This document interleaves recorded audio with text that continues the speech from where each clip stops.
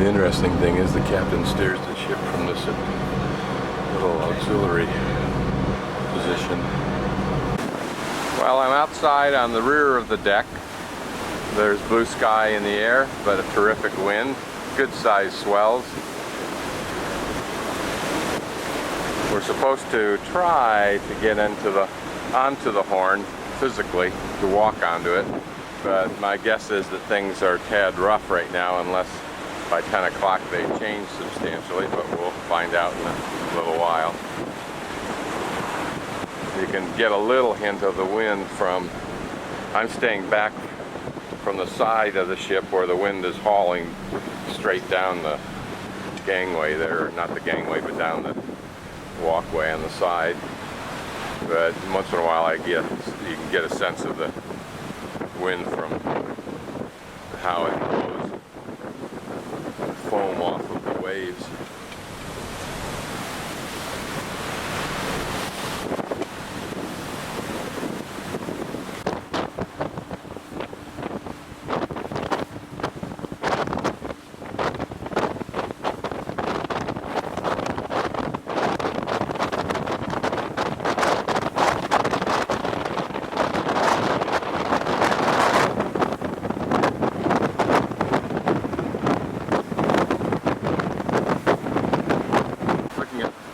That rock, you get a sense of the wind that's blowing out here, because once in a while a wave will hit it, and the wind, which is blowing from left to right, will just whip that water right into the air, the spray right into the air.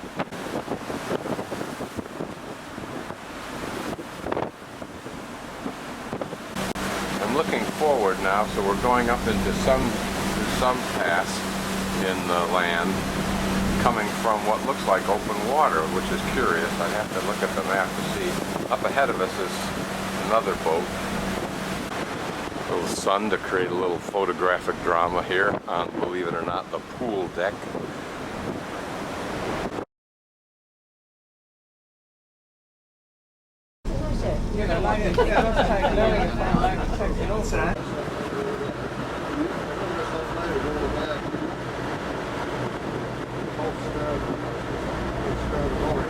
That other ship is offloading because it's got a rear deck. That makes it easier for them to safely load and unload their Zodiacs.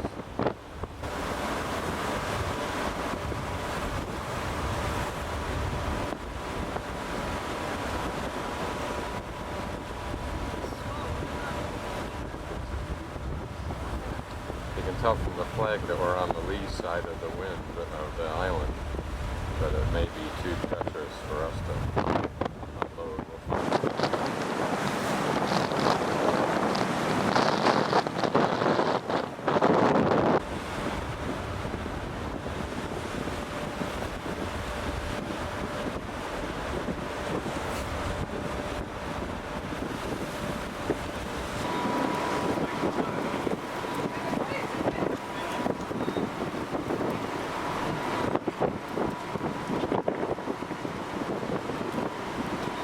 Doesn't look too bad here.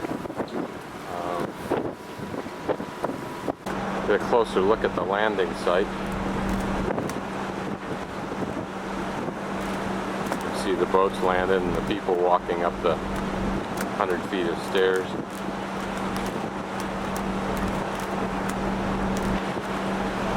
And then traversing along the pathway on the top.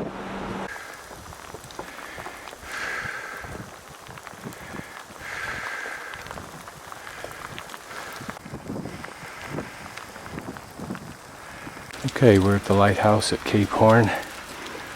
The Horn theoretically down below us, but not really. It's probably about a half a mile to a mile from here.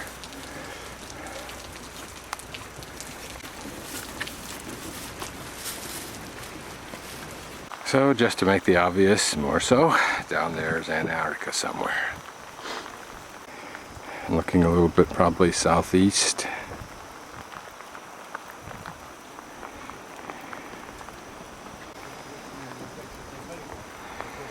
Antarctica down there somewhere.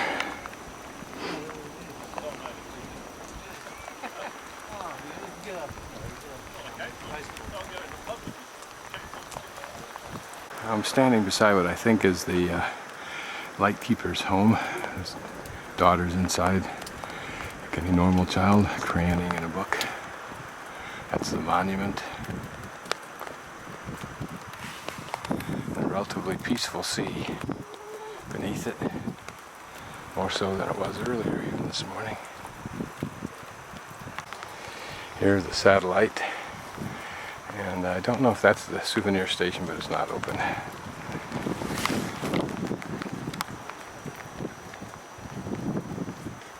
Just didn't know whether you were going by or not. I don't understand Spanish that well, but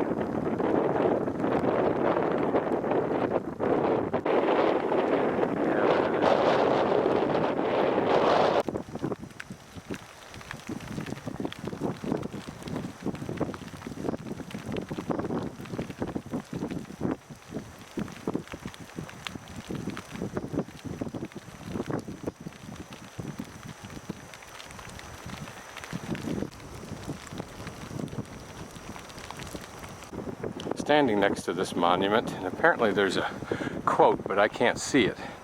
But they apparently have a copy of it down in the ship, so I'll see what it is. And I'll just pan through this steel structure at euphemistically the end of the world.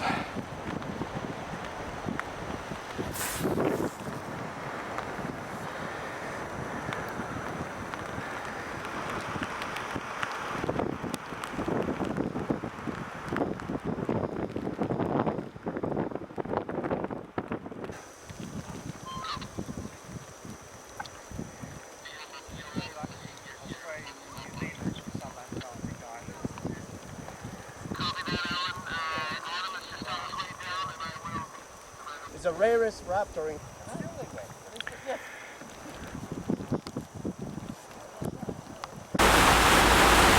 Ironically, we're now sailing back up the Beagle Channel towards Ushuaia, but on the Chilean side of the channel, so as to not violate Argentine waters. Off in the distance, you can see a sailboat. It may be one of the sailboats that happened to be down at the Horn earlier today. The beauty of this moment is the skies are clearing off considerably so that we actually can see something. A little chunk of Archimedes or rainbow over on the Argentine side.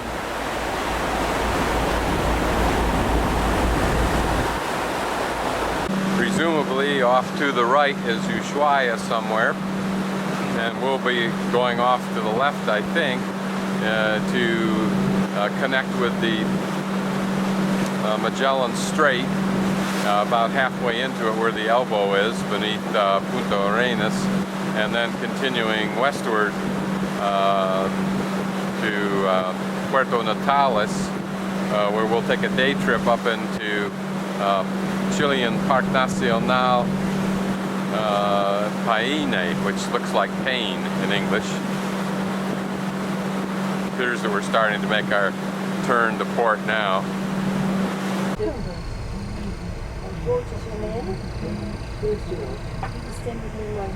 Well, will you thank you for I'll do it. Thank you very much. Is that the island with the penguins?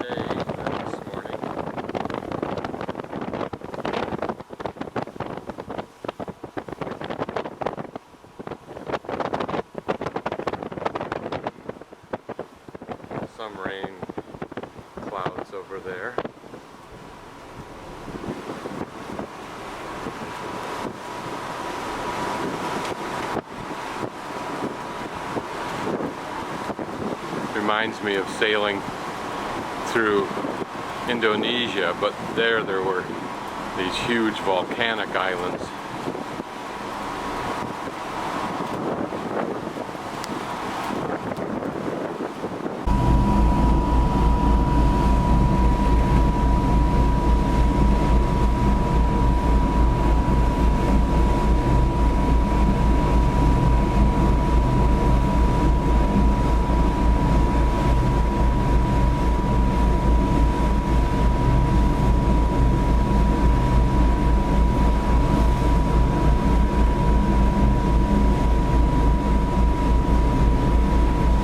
About how you call this group. This bird's a fernarid. Some of you saw this subcontinent holds soaring something we call technical split. Means that one species that is very widespread turned out to be two species, like what happened with the southern lapwing. So I'm ending with the same situation I started.